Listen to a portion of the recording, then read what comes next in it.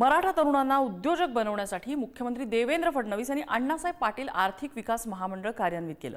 12% व्याजही शासनाने भरण्याची जबाबदारी घेतली आणि त्यानुसार लाखो मराठा समाजातल्या तरुण तरुणींना याचा लाभ झाला।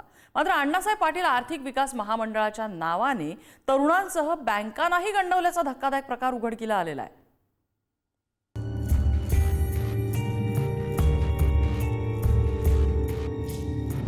मराठा तरुणांना उद्योजक बनवण्यासाठी अण्णासाहेब पाटील आर्थिक विकास महामंडळ कार्यान्वित आहे। पण याच महामंडळाच्या नावाने नाशिकमध्ये 5.5 लाख रुपये लाटल्याचा प्रकार समोर आलाय। धक्कादायक बाब म्हणजे आरोपी टोळीनं मराठा प्रवर्गात नसलेल्यांना सुद्धा गंडवलंय। नरेंद्र पाटलांचं छायाचित्र वापरून अण्णासाहेब पाटील नावाचा बनावट व्हॉट्सअप ग्रुप बनवला गेला। ग्रुपवर संशयितांनी महामंडळाच्या नावानं खोटी जाहिरात बनवून पोस्ट केली। योजनेअंतर्गत लाभार्थींना लाभ मिळवून देण्याचा आमिष दाखवला। मराठा प्रवर्गात नसलेल्यांकडून 1,80,000 रुपये उकळले। ऑनलाईन व्हॉट्सअपच्या माध्यमातून हाय टाका, आम्हाला तुमचं नाव पाठवा आणि आम्ही त्याच्या बदल्यात महामंडळाचं प्रकरण तुम्हाला करून देण्यात येईल असं सांगून माननीय नरेंद्र अण्णासाहेब पाटील महामंडळाचे अध्यक्ष यांचा फोटो त्याच्या व्हॉट्सअप डीपीला ठेवून नरेंद्र पाटील साहेबांच्या नावाने हा फ्रॉड करण्याचा प्रयत्न एक रॅकेट यामध्ये करत आहेत असंही लक्षात आलं। अण्णासाहेब पाटील आर्थिक विकास महामंडळाच्या नावानं गंडवणाऱ्यांच्या टोळीत 5 जणांचा समावेश आहे। या टोळीनं आधी तरुणांची फसवणूक तर केलीच, त्यानंतर बनावट कर्ज मंजूर करत अनुदान लाटल्याचा प्रकार उघडकीस आलाय। लाभार्थ्यांची खरी कागदपत्र घेऊन आरोपींनी त्यात फेरफार केला।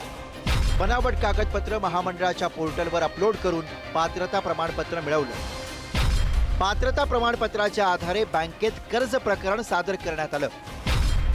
मंजूर कर्जावर महामंडळाकडनं 3,82,000चं अनुदान उचलण्यात आलं।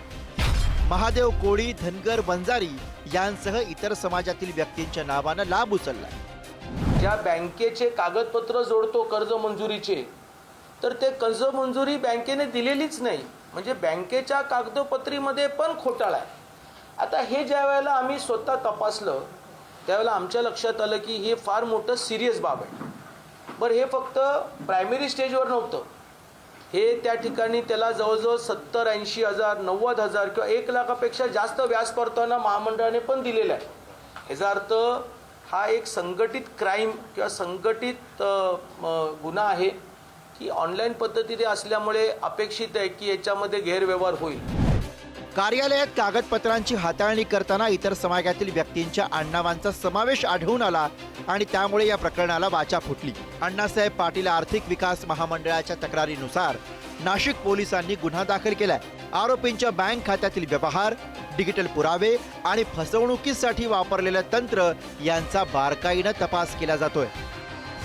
गुन्ह्यामध्ये एकूण 5 आरोपी आहेत, ज्याच्यामधल्या 2 आरोपितांनी जे की अहिल्यानगरचे रहिवासी आहेत त्यांनी त्या ठिकाणी सदर ह्याच्यामध्ये लाभ मिळवण्यासाठी लाभार्थ्यांचा फेरफार करून बनावट कागदपत्र तयार केली आणि त्याच्यामध्ये लॉग इन करून त्या फेरफार जे बनावट कागदपत्रे आहेत त्याच्या आधारावरती पात्रता प्रमाणपत्र मिळवून ती कागदपत्र खरी आहेत अशी भासवली आणि त्याच्या आधारावरती बँकेकडून त्यांनी कर्ज प्रकरण मंजूर करून घेतलेलं होतं। सध्या ते सकृतदर्शनी जो पहिला प्रकार आहे त्याच्यामध्ये एकूण 5,60,000 रुपयाची फसवणूक केल्याबद्दल, म्हणजे शासनाची आणि ह्याची पण लाभार्थ्यांची, अशा पद्धतीने हे केल्याबद्दल हा गुन्हा दाखल झालेला आहे। आता सदर गुन्ह्याच्या तपासामध्ये आणखी मग पुढे जाऊन हा एक्सटेंड नेमका किती आहे हे लक्षात आल्यानंतर त्याच्यामध्ये फर्दर पुढची कारवाई केली जाईल। सरकारी योजनांचा गैरवापर करून फसवणूक करणाऱ्या टोळक्यानं लाभार्थी आणि शासन दोघांनाही गंडा घातलाय।